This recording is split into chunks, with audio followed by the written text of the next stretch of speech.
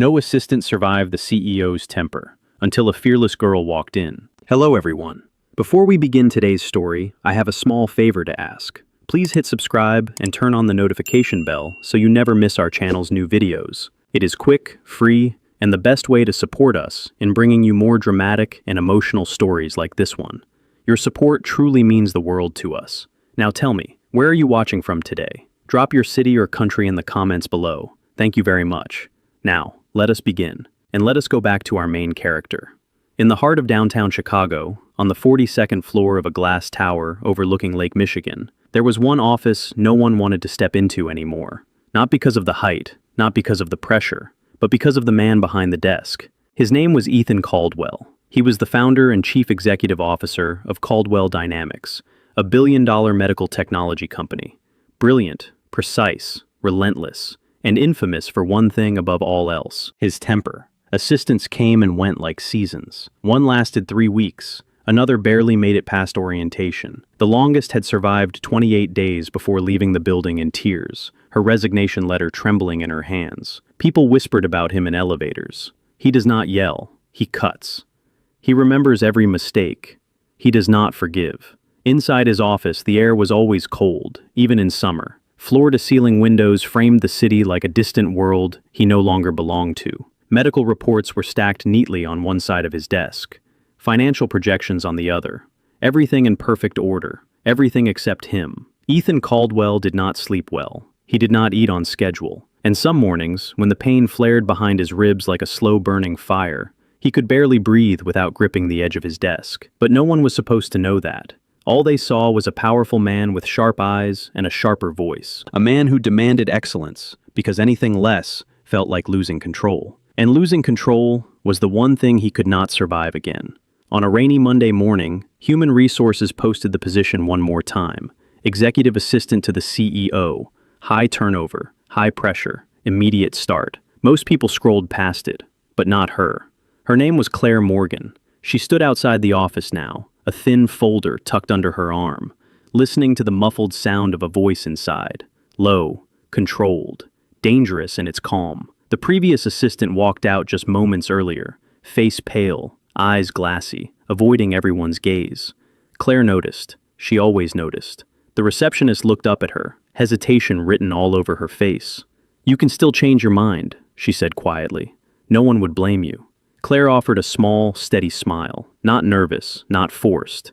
"I am sure," she replied. When the door opened, the first thing Ethan Caldwell saw was not fear. It was resolve. She met his eyes without flinching, and for the first time in a very long time, something in him paused. Not softened, not healed, just paused.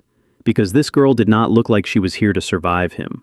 She looked like she was here to stay, and that terrified him more than any resignation letter ever had. Claire Morgan learned very quickly why no one stayed. By 9:30 that morning, she had already been corrected 6 times, not shouted at, not insulted. Worse, Ethan Caldwell corrected her with precision, as if every word she spoke was a miscalculation he could not tolerate. "The file is misaligned," he said without looking up. "It is aligned," Claire replied calmly. "It is not aligned the way I prefer." She nodded once. Understood. Most assistants would have bristled, some would have apologized too much. Claire simply fixed it and placed the folder back on his desk, her movements steady, unhurried. Ethan noticed that too. He did not comment on it, but something in her lack of reaction unsettled him. People usually shrank under his scrutiny, or they overcompensated. Claire did neither. The day continued like that. Emails, calls, meetings stacked back to back. Ethan moved through them like a machine, his posture rigid, his jaw clenched tighter with every passing hour. By early afternoon, the color had drained from his face, though he seemed determined to ignore it. Claire did not. At 1:15, she placed a glass of water on the corner of his desk. "You missed lunch," she said. "I do not need lunch," Ethan replied. "You need water," she said, just as evenly. "Your voice sounds strained." He looked up then, really looked at her. "You are not my doctor." "No," Claire agreed, "but I am your assistant, and this is my job." He said nothing, but when she turned to leave, the glass was empty moments later. That was when Ethan realized something dangerous. She was observant, and she was not afraid of him. Claire had grown up in quiet hospital hallways. Her mother had spent years in and out of treatment rooms, battling an illness that never announced itself loudly, but lingered patiently, demanding care and endurance. Claire learned early that pain did not always look dramatic. Sometimes it looked like irritability, like control, like exhaustion disguised as authority. So when Ethan winced ever so slightly as he stood from his chair, she noticed. When his hand hovered at his side a second too long, she noticed that too. At 3:45, he snapped. A supplier call went poorly. Numbers did not align. Deadlines shifted. The room seemed to close in on him, and the familiar pressure built in his chest, sharp and relentless.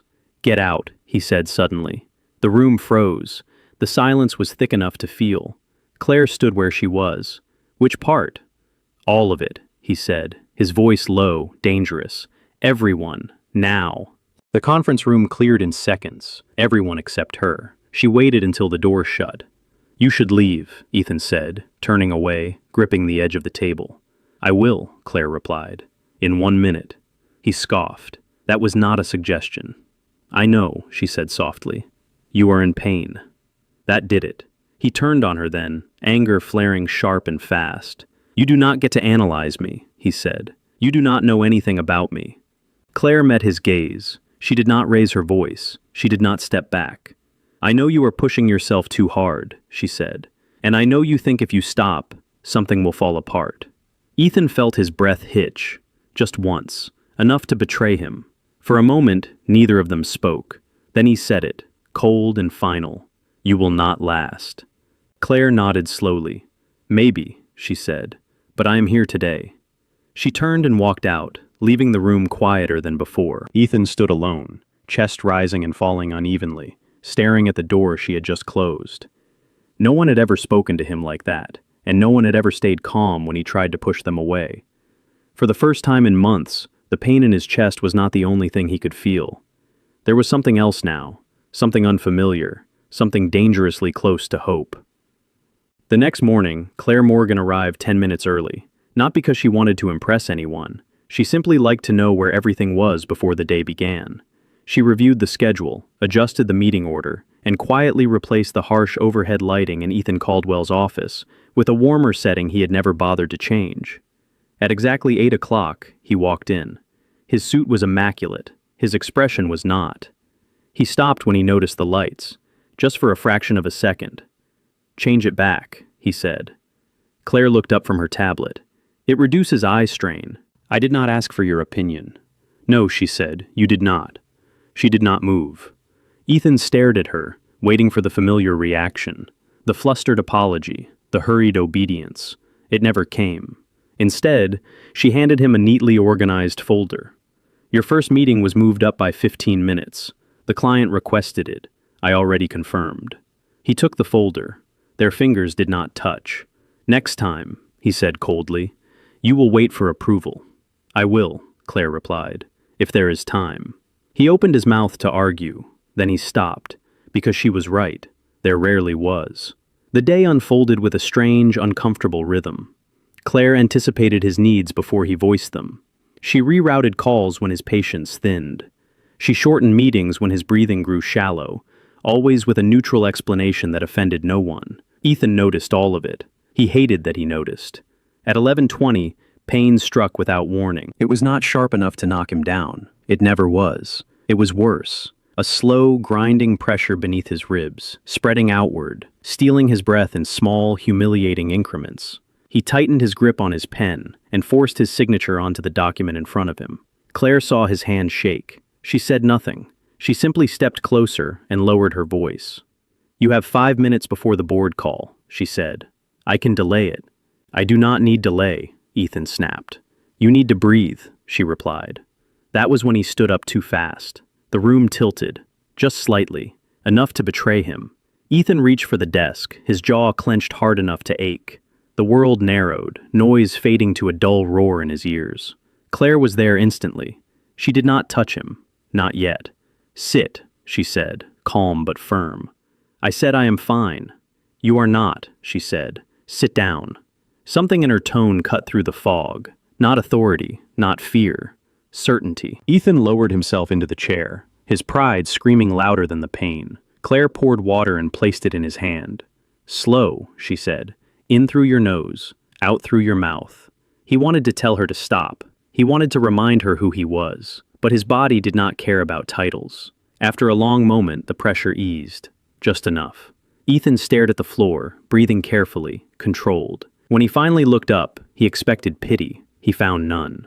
Claire had stepped back, giving him space, already adjusting the schedule on her tablet. I moved the board call to tomorrow, she said. You were not ready. That was not your decision. No, she agreed, but it was the right one. Silence stretched between them. Why are you doing this? Ethan asked quietly. Claire paused, then she answered honestly. Because someone once did it for me, she said, when I could not. He did not ask her to explain. Something told him that if she did, the fragile balance would break. That afternoon, rumors spread quickly. The new assistant had not quit. The new assistant had postponed a board call. The new assistant had told Ethan Caldwell to sit down. No one believed it. Ethan closed his office door later than usual that evening. The pain was still there, dull and persistent.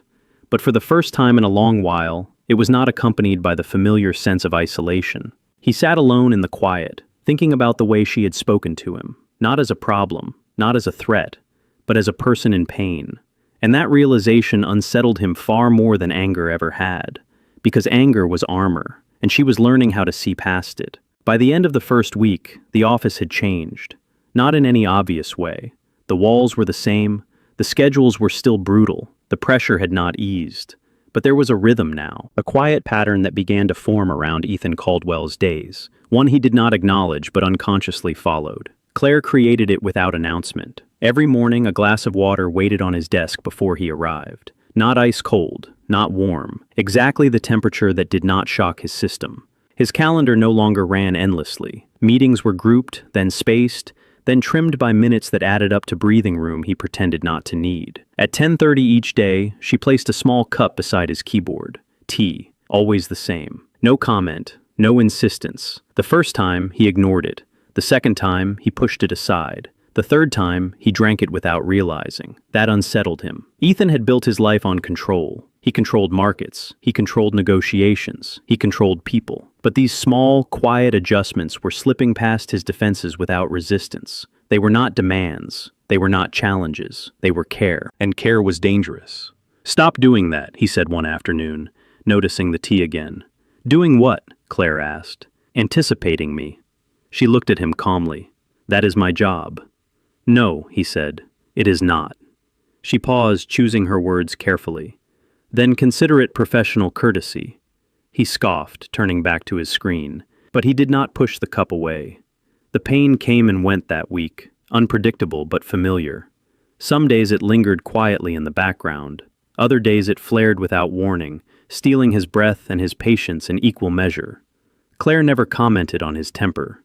When he snapped, she did not flinch. When he dismissed her sharply, she did not withdraw. She responded the same way every time.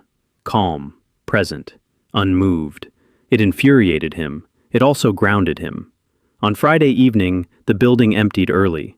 A storm rolled in from the lake, rain streaking down the glass windows in heavy lines. Ethan remained in his office long after the lights dimmed, staring at a report he could not focus on. The pain had returned, stronger this time. He loosened his tie, his breathing shallow, controlled. He would ride it out. He always did. A knock sounded softly at the door. You should be gone, he said without looking up. I will be, Claire replied. In a moment. She stepped inside, setting her bag down. Without asking, she adjusted the lights again, dimming them slightly. The harsh glare softened. I did not approve overtime, Ethan said. I am not working, she said. I am checking on you. I do not need checking. Claire studied him for a moment, the tightness in his shoulders, the way his fingers pressed into the desk. You are in pain, she said gently. Silence. Do not say that, he replied. Why? She asked. Because it makes it real? His jaw tightened. No one stays when it gets real, he said flatly. Claire did not answer right away. She walked to the window, watching the rain for a moment. I do, she said finally. I stay. He laughed then, a short, humorless sound. You say that now, she turned back to him. I am still here. Something in his chest twisted. Not pain this time, something deeper. You should leave, he said again, quieter now. In 5 minutes, she replied. Breathe first. He hated that she was right. He hated that he listened. As the storm raged outside, Ethan Caldwell sat in his chair, breathing slowly, while Claire Morgan stood nearby, not fixing him, not pushing him, not demanding anything at all, just staying. And for the first time since the accident he never spoke about, Ethan wondered what it would mean to let someone stay without forcing them away first. The following week tested everything Claire Morgan had built. The routine remained, the water, the tea, the carefully spaced meetings. But something in Ethan Caldwell had shifted, and not in a gentle way. As the pain episodes became more frequent, his patience thinned. The closer she got, the harder he pushed back. On Monday morning, he canceled 3 meetings she had carefully rearranged. On Tuesday, he rejected a report she knew was flawless. By Wednesday, his voice had returned to its sharpest edge. You are overstepping, he said, standing behind his desk, arms crossed tightly over his chest. Claire did not raise her head from her notes. I am doing my job. No, Ethan snapped. You are managing me. She looked up then, calm, steady. I am supporting you. I did not ask for support. No, she said quietly. You did not. The words hung between them. Ethan turned away, jaw clenched. He had spent his entire life proving that he did not need anyone. Every achievement, every promotion, every ruthless decision had reinforced that belief. Dependence had cost him once. He would not let it happen again. You should find another position, he said abruptly. This one is not suitable for you. Claire froze.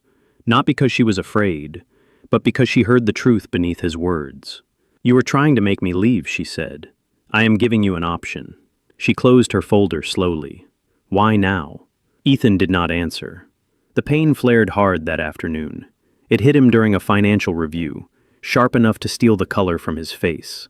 He stood too quickly, chair scraping loudly against the floor, the room spinning just enough to make him curse under his breath. Claire was already there. I told you not to interfere, he said through clenched teeth. And I told you I would not leave you alone with this, she replied. He laughed bitterly. You do not understand what you are getting into. Then explain it to me, she said. That was the moment he lost control. Everyone leaves, Ethan said, his voice rising. They always do. When it gets inconvenient. When it gets messy. When I stop being worth the effort. The room went silent.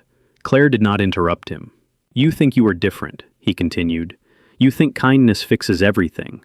It does not. It just delays the inevitable. She took a step closer, not invading his space, just enough to be present. I am not here to fix you, she said gently. I am here to work, and to stay, if you let me. Ethan shook his head sharply. You will regret it. Maybe, Claire said, but that will be my decision. The words struck something raw inside him. Decisions had always been his domain. Control had always been his shield. And yet here she was, refusing to be managed, refusing to be scared away, refusing to leave on his terms. Get out, he said suddenly, louder this time, final. Claire did not argue. She nodded once, picked up her bag, and walked to the door. Her hand rested on the handle for a moment. I will be back tomorrow, she said quietly, if you want me. Then she left. Ethan stood alone in the empty office, chest tight, the familiar ache spreading beneath his ribs. But this time, it was not just physical. The silence pressed in on him, heavy and absolute. He had pushed her away, just like everyone else. And yet, for the first time, it did not feel like victory. It felt like loss. That night, Ethan Caldwell sat in the dark long after the building emptied, replaying her words over and over again. I am not here to fix you. I am here to stay. He did not know which frightened him more, the pain that refused to leave, or the possibility that someone might actually stay if he stopped forcing them away. Claire Morgan returned the next morning. She did not know if Ethan Caldwell wanted her there. She did not know if security would stop her. She only knew that walking away had never been an option for her, not when someone was hurting this badly. The office was quieter than usual. Too quiet. The receptionist looked up as Claire stepped off the elevator, concern etched across her face. He has been in his office since dawn, she said. He canceled everything. Claire nodded once and walked down the hall. Ethan's door was closed. She knocked. No answer. She knocked again, firmer this time. Still nothing. Her hand closed around the handle. Inside, the lights were dim. The city outside the windows looked distant, blurred by fog rolling in from the lake. Ethan was seated behind his desk, shoulders rigid, one hand gripping the edge so tightly his knuckles were white. "Ethan," Claire said softly. He did not look up. The pain had come early that morning, sharper than usual, unforgiving. He had tried to push through it like always, but his body had finally refused. "Go away," he said hoarsely. Claire stepped closer. She could hear it now, the uneven rhythm of his breathing, the tension radiating from him. "I told you I would be back," she said. "I am here." "I do not want you here," he snapped, though the strength behind the words was gone. "You need help," Claire replied. "I do not need anyone," he said, but the words faltered halfway through. Then it happened. Ethan stood up too fast, pain exploding through his chest, stealing the air from his lungs. His vision darkened at the edges, the room tilting violently. Claire was there instantly. She caught his arm, steadying him, guiding him back into the chair. This time she did not ask permission. "Sit," she said firmly. "You are not fine." "I said do not touch me," he protested weakly. "I will let go when you are safe," she replied. His breathing was shallow now, each inhale a struggle. His composure shattered, stripped away by pain he could no longer control. Claire knelt in front of him, keeping her voice calm and even. "Look at me," she said. "Follow my breathing. In slowly, out slowly." He tried, failed, tried again. Minutes stretched painfully long. Finally, the worst of it passed, leaving him drained, exposed, and shaking with exhaustion. Claire stayed where she was, giving him space, not looking at him with pity or fear. When he spoke again, his voice was barely audible. "I hate this," he admitted. Claire did not rush him. "I hate that I cannot stop it," he continued. "I hate that it makes me weak." She looked up at him then. "It does not make you weak," she said. "It makes you human." Something inside Ethan broke at that. He let his head fall back against the chair, eyes closed, breathing uneven. "I almost died once," he said quietly, "on the operating table. The doctor said I was lucky, that I survived." Claire listened. "They fixed my heart," he went on, "but they could not give me my life back. I woke up alone, and everyone expected me to be grateful." His hand tightened into a fist. "I learned very quickly that if I stayed in control, no one could hurt me again." Claire stood slowly, her movements gentle. "And now control is hurting you," she said. Silence filled the room. After a long moment, Ethan opened his eyes and looked at her. "Why are you still here?" he asked. Not angrily, not defensively, just honestly. Claire met his gaze. "Because leaving never helped anyone I loved," she said. The words landed softly, but their weight was immense. Ethan swallowed hard.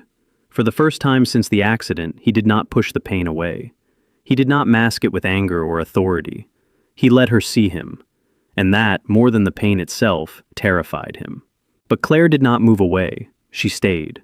And in that quiet, vulnerable moment, something shifted between them. Not romance, not comfort, trust. Fragile, uncertain, but real. After that morning, Ethan Caldwell stopped pretending nothing had changed. He did not apologize. He did not thank her. He did not suddenly become kind. But he stopped fighting her presence. That alone was a shift. The days that followed were quieter, not easier but steadier. Ethan allowed Claire to sit in on meetings without questioning her role. He accepted the adjusted schedules without comment. When the pain surfaced, he no longer lashed out immediately. Sometimes, he simply closed his eyes and waited for it to pass. Claire stayed consistent. She did not hover. She did not lecture. She did not turn his vulnerability into a lesson. She treated him the same way every day, regardless of whether he was sharp or silent. One afternoon, she found him standing by the window, staring out at the lake. His reflection in the glass looked older than his years, tired in a way success could not disguise. "You canceled the investor dinner," she said gently. "Yes," he replied. "They will survive." She hesitated. "You usually do not cancel." "I am tired of performing," he said flatly. The honesty caught her off guard. For a long moment, neither of them spoke. Then, unexpectedly, Ethan broke the silence. "There was a nurse," he said. Claire turned toward him slowly. "She stayed with me the night after the surgery," he continued, his voice distant. "Everyone else had gone home. My family, my board, my lawyers." He exhaled slowly. "She did not talk much. She just checked the monitors and told me to breathe when the panic came." Claire listened without interrupting. When I woke up in pain, I grabbed her wrist, he said. I did not even realize I did it. His jaw tightened. She did not pull away. Something about that memory made his chest ache in a way pain never could. She said, "I am here. You are not alone." He paused. I never saw her again. Claire swallowed. "And after that?" she asked quietly. "After that," Ethan said, "I decided never to need anyone again." The truth sat heavy between them. Claire stepped closer, her voice calm. "Needing someone does not make you weak." He shook his head. "It makes you vulnerable." "Yes," she agreed. "It does." He turned to face her fully then, searching her expression. "And you are not afraid of that?" "I am," Claire admitted. "I just do not let it decide for me." That night, Ethan did something he had not done in years. He left the office before midnight. At home, the silence felt different, not oppressive, just empty. He sat on the edge of his bed, the city lights glowing faintly through the curtains, and realized how much of his life had been built around avoiding moments like this. Stillness had always frightened him, because stillness made room for memories. The accident, the hospital ceiling, the cold certainty that he might not wake up, and the loneliness that followed. The next morning, Claire found a folded medical report on her desk. Not detailed, not technical, just enough. "I thought you should know," Ethan said, standing nearby, "in case it happens again." It was the closest thing to trust he had ever offered. Claire nodded. "Thank you." Later that day, during a tense board meeting, one of the executives pushed too far, questioning Ethan's leadership with thinly veiled concern. Before Ethan could respond, Claire spoke.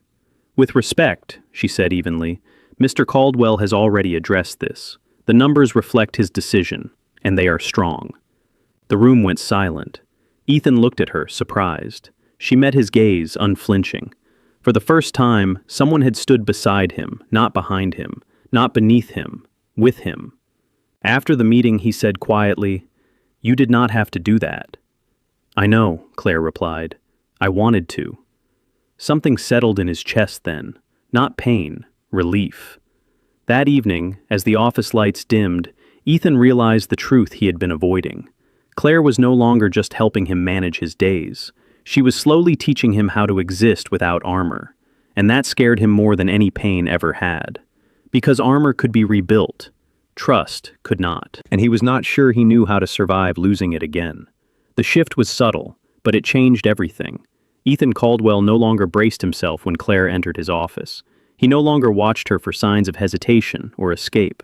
Instead, he began to notice the absence she would leave behind when she stepped out of the room, and that frightened him. For Claire, the change was just as real. The longer she stayed, the more she understood the cost of staying. The late nights, the emotional weight, the quiet responsibility of being the one person Ethan did not push away. She had never planned to remain forever. She reminded herself of that often. One afternoon, a letter arrived from the hospital across town, the same building where her mother still received treatment twice a week. A new opportunity, a permanent position, better hours, stability, everything she had once prayed for. Claire folded the letter carefully and placed it back into her bag. She did not mention it, but Ethan sensed the distance before she spoke a word. "You are distracted," he said one evening as they reviewed the following week's schedule. "I am fine," Claire replied. He watched her for a moment. "You lie badly." She almost smiled. The truth surfaced a few days later during a company event. A public setting, bright lights, too many eyes. Ethan stood at the center of the room, composed, authoritative, answering questions with his usual precision. One executive leaned in too close. "We hear you have become dependent," he said lightly, "on your assistant." The word cut sharper than intended. Ethan did not respond immediately. Before Claire could stop herself, she spoke. "He is not dependent," she said calmly. "He is human." The room fell quiet. Ethan turned toward her slowly, surprise flickering across his face. Not anger, something softer. Afterward, in the elevator, neither of them spoke. When they reached his floor, Claire finally broke the silence. "I received an offer," she said. Ethan's chest tightened. And I accepted it," she continued. "It starts in 2 weeks." The doors opened. Ethan did not move. "I see," he said quietly. Claire nodded. "I was always meant to leave." He believed her, but understanding did not make it hurt less. The final days passed too quickly. Claire organized everything meticulously: notes, instructions, contingencies. She made it easy for the next assistant to step in. Too easy. On her last evening, Ethan remained in his office long after she finished packing her desk. "You did not have to make this so efficient," he said. She met his gaze. "That is how I know how to care." He exhaled slowly. "You changed things here." "So did you," she replied. He hesitated, then spoke the truth he had been avoiding. "I am better when you are here." Claire felt the weight of that admission settle between them. "I know," she said softly, "but you are better because you learned how to be, not because of me." The pain flared that night, not physical this time. Loss had a different shape. As Claire stepped toward the door, Ethan stopped her. "Stay," he said. Not as a command, not as a request backed by power, as a plea. Claire turned back, eyes shining but steady. "If I stay because you need me," she said, "we will both lose." Silence stretched. Then she added, "But if you ask me to stay because you choose me, that is different." Ethan swallowed hard. For the first time, he understood the difference between control and choice, between fear and trust. Claire left that night, but she did not disappear.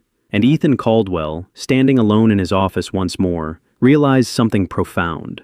Healing had never been about holding on. It had been about learning when to let go, and trusting that what mattered would return. 2 weeks passed. Ethan Caldwell did not replace Claire Morgan right away. He interviewed candidates, qualified ones, efficient ones, people with perfect resumes and polished answers. But something was always missing, not competence, presence. He realized then that Claire had never filled the role the way others did. She had reshaped it. The office settled into a new rhythm. Ethan kept the routine she had built. He drank water before meetings. He allowed space between calls. When the pain came, he did not punish the room for it. Sometimes, he simply paused. The board noticed. So did the staff. The man who once terrified an entire floor now spoke less, listened more. Not because he was weaker, but because he no longer needed to be armored every second of the day. Healing did not erase the pain. It taught him how to live alongside it. On a quiet Sunday afternoon, Ethan stood on the balcony of his apartment, overlooking the city. The wind off Lake Michigan was cool, steady. He thought about the choice Claire had given him. Not need, choice. He picked up his phone. Claire was finishing a late shift at the hospital when she saw his name. She hesitated before answering. "Yes," she said. "I am not calling to ask you to come back," Ethan said. His voice was calm, clear. "I am calling to ask if you would like dinner, as yourself, not as my assistant." There was a pause on the other end. "I would," Claire replied. They met at a small restaurant near the water. No suits, no schedules, no expectations. Just two people sitting across from each other, learning how to exist without roles. Ethan did not rush. He did not hide. He spoke honestly about the accident, about the fear, about the loneliness that came after success had already been achieved. Claire listened. She spoke about her mother, about the exhaustion of caregiving, about learning early that love often looked like staying, even when it was hard. Neither promised anything that night. They did not need to. Weeks later, Claire returned to the building, not to work, to visit. The staff noticed immediately, the way Ethan smiled when he saw her, not wide, not dramatic, but real. One evening, as the city lights flickered on below them, Ethan said the words that mattered most. "I am not healed," he said. "I know," Claire replied. "I will still have bad days. I expect that. I do not want you to stay because I am broken," he continued. "I want you to stay because we choose each other." Claire looked at him for a long moment. Then she nodded. "I choose you," she said. They did not rush into promises of forever. They built something quieter, stronger, days of care, nights of honesty, space for pain and room for joy. Months later, a new assistant settled easily into the role, because Ethan Caldwell no longer made people leave, and Claire Morgan never became his caretaker again. She became his partner, not because she healed him, but because together, they learned that healing was not about being fixed. It was about being seen, and choosing to stay.